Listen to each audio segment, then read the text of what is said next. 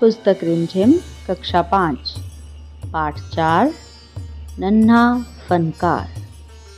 बच्चों, आपने पुरानी खिड़कियों और दरवाज़ों पर पत्थरों से उकेर कर की गई कारीगरी ज़रूर देखी होगी और हाल ही में G20 सम्मेलन में इस चक्र पर की गई कारीगरी भी ज़रूर देखी होगी। इसी कला को कहते हैं शिल्प कला।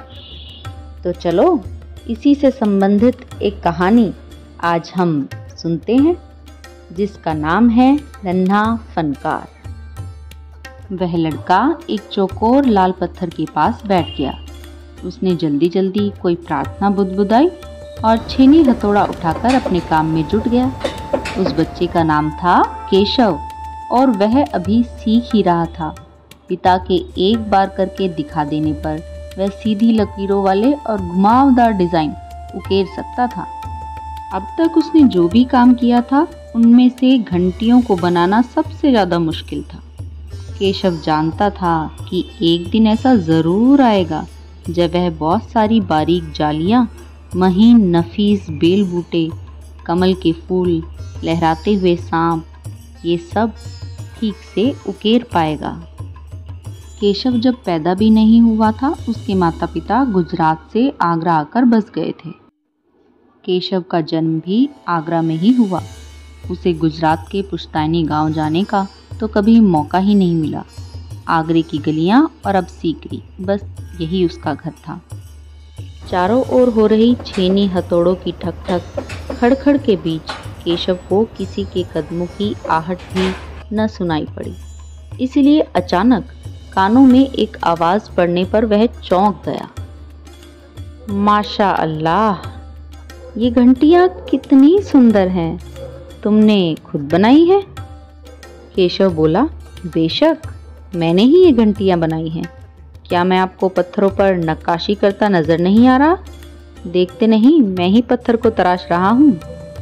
दिखता तो है, पर तुम इतने छोटे लगते हो ना, आदमी ने हंसते हुए बोला। मैं 10 साल का हूँ।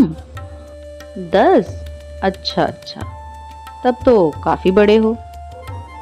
केशव ने उंगलियों की अंगूठियों को देखकर सोचा, लगता है कोई बहुत बड़ा आदमी है। तभी केशव ने देखा महल का पहरेदार तेजी से दौड़ता हुआ आ रहा है। हुजूर, माफ़ करें, मुझे आपके आने का पता ही नहीं चला। बेवकूफ़, खड़ा हो। हुजूर आला के सामने बैठने की ज़रूरत कैसे की तूने? झुककर सलाम कर इन्हें। अब केशव समझ गया कि ये ज़रूर बादशाह अकबर हैं। बादशाह अकबर ने कहा, ठीक है सिपाही, कुछ देर के लिए हमें अकेला छोड़ दो। तुम्हारा नाम क्या है? अकबर ने नरम आवाज़ में पूछा। केशव, क्या तुम मुझे नक्काशी करना सिखाओगे? केशव को कुछ समझ नहीं आ रहा था। उसने कहा कि आप तो इतने बड़े बादशाह हैं, ये सब ठीक नहीं लगता। बादशाह अकबर ने कहा कि मुझे यकीन है कि ये मैं सब सीख जाऊंगा। और इस तरह केशव लगभग भूल ही गया था कि उसकी बगल में बैठा यह व्यक्ति हिंदुस्तान का बादशाह है। केशव के काम करने के अंदाज को देखकर अकबर ने धीमे से कहा, केशव, देखना, एक दिन तुम बड़े फनकार बनोगे। हो सकता है कि एक दिन तुम मेरे कारखाने में काम करो। और केशव ने भी मुस्कुराते हुए हामी भर ली। फिर बादशाह अकबर उठ खड़े हुए और केशव का कंधा थपथपाया और कहा, अच्छा बेटा, अपना काम जारी रखो। रात हो चली थी। केशव पिता के बिस्तर में घुस गया। पिता ने मुस्कुराकर कहा, तुम तो अभी से इतने प्रसिद्ध हो गए हो।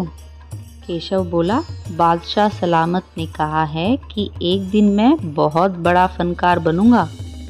केशव ने पूछा, बाबा, एक बात बताओ, बादशाह के पास आगरा में एक से एक बढ़कर महल हैं, फिर भी वे सीकरी में यह शहर क्यों बनवा रहे हैं? पिताजी बोले, जब बादशाह अकबर की कोई संतान नहीं थी तब वह बहुत परेशान थे और साधु संतों फकीरों के पास जाते थे।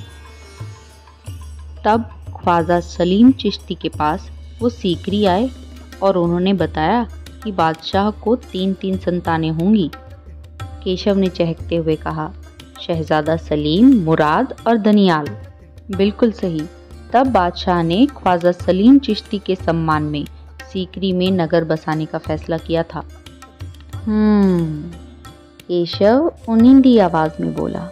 पिताजी ने देखा कि उनका लाडला बेटा सो गया है। बच्चों, अब देखते हैं कुछ नए शब्द। फनकार मतलब कलाकार, बदहवासी अचंभे में आना, संदेह मतलब शक करना, दखल अंदाजी हस्तक्षेप करना, बीच में बोलना, शक पकाना घबरा जाना, इत्मीनान आराम से, पुश्तैनी जो कई पीढ़ियों से चला आया हो। बच्चों, अब कुछ मुहावरे देखते हैं। माथा ठनकना यानी संदेह करना, शक करना। खरगोश सी कातर नजरें, डरी हुई नजरों से देखना। बच्चों, अब आपके लिए है कार्य। आपको इन प्रश्नों की चर्चा अपनी कक्षा में करनी है। यह कहानी किसके बारे में थी? और दूसरे प्रश्न में आपको इन सभी शब्दों से वाक्य बनाने हैं। बच्चों, केशव 10 साल का है। क्या आपको लगता है कि उसकी उम्र के बच्चों को इस तरह का काम करना चाहिए? आप अपने विचार अपनी कॉपी में ज़रूर लिखें और अपनी कक्षा में इसकी चर्चा करें।